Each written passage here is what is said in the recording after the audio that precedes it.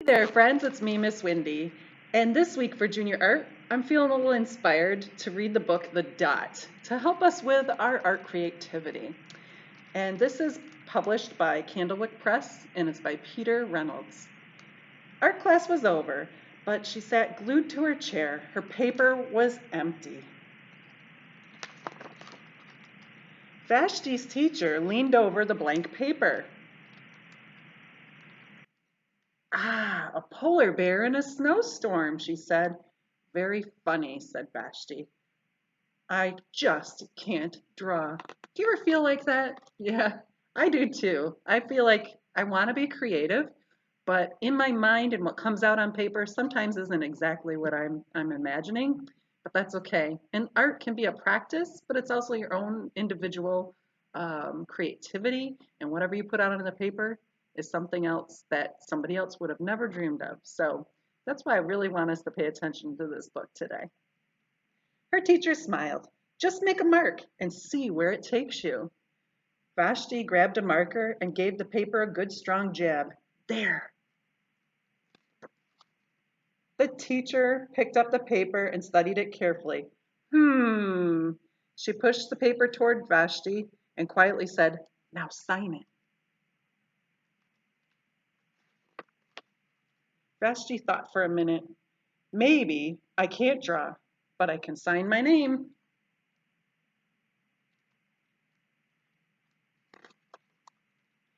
The next week, when Vashti walked into art class, she was surprised to see what was hanging above the teacher's desk. It was the little dot she had drawn, her dot, all framed in swirly gold.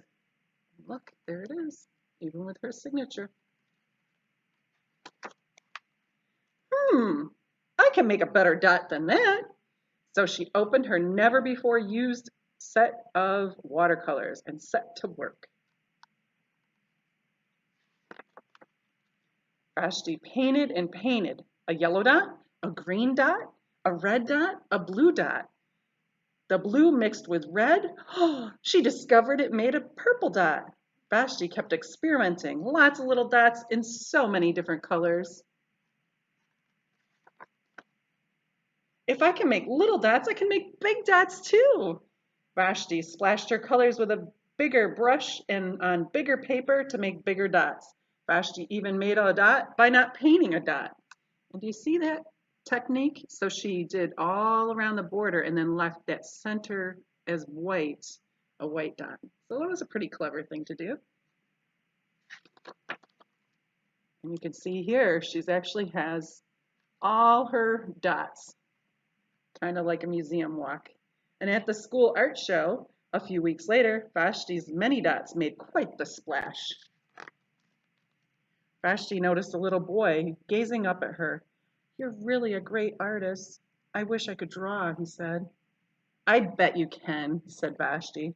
Me? Not me. I can't draw a straight line with a ruler. There's their conversation.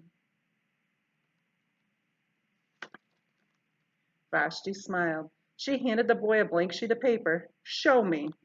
The boy's pencil shook as he drew his line. Vashti stared at the boy's squiggle, and then she said, what do you think she said? You betcha. Please sign it. And I love that, friends, because there's so many times I get started with something and I think, how can I continue this? I also noticed an artist, Susan Stryker. Now, she has a website, susanstryker.com, and she has a different approach with things, including having the background of the paper where she maybe would draw hands holding it, and then you come up with what you want for your scene.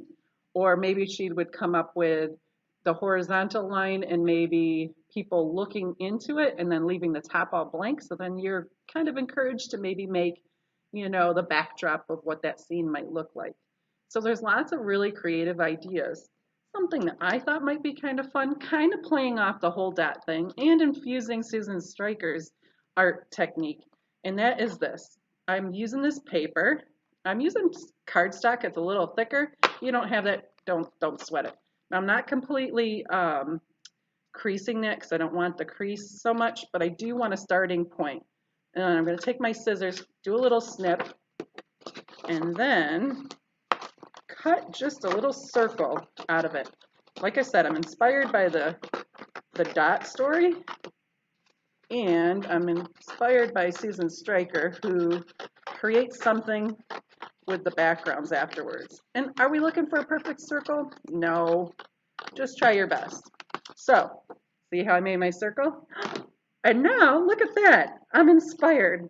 You can't really see my hair or my eyebrows or anything like that. So maybe I would decide I'm going to do this sort of thing with just my nose. And now I have to finish my drawing with my eye or putting my mouth and, of course, my hair. And you know what? I'm the artist, so I can decide. Maybe I have curly hair, right? So that's what you can do. So I'm going to be inspired with this as my springboard. And the other thing you could do, well, you could be the little boy in the story of the dot, make your squiggle, and then what do you think that would become? I'm kind of thinking a jack-o'-lantern. So if I drew a jack-o'-lantern around it, that would be, let's see if I can give you a little more of a view of that as I'm drawing. So let's see. Again, I'm just guessing what the shape of my jack-o'-lantern might look like, or my pumpkin. There we go. I might have triangles for the eyes of my jack-o'-lantern, right? Oh, I gotta have a stem on there. Do you see how that inspiration can carry you in so many different directions? So, all it was one little scribble, and then I was inspired. My brain said, oh, that looks like the mouth of a jack-o'-lantern. Okay? So, I highly encourage you to be the artist this week. Come up with your creativity, whether it's cutting out the circle, or maybe that circle will go over top of, what else could that go on top of? I'm not sure what I could use. Maybe the top of this book. And now I've got to finish it. What would the rest of that look like, right? So again, you be the artist, you're the creator. There's no right or wrong way to do it. It's all up to you. So go for it, friends. And you know what? I really want to see what you did. So sign up for Show and Tell on Fridays at 2 o'clock and show me and tell me the story behind what you drew. I'll be seeing you soon. And again, if you need inspiration, susanstryker.com or The Dot by Peter Reynolds. Have fun with it and be creative.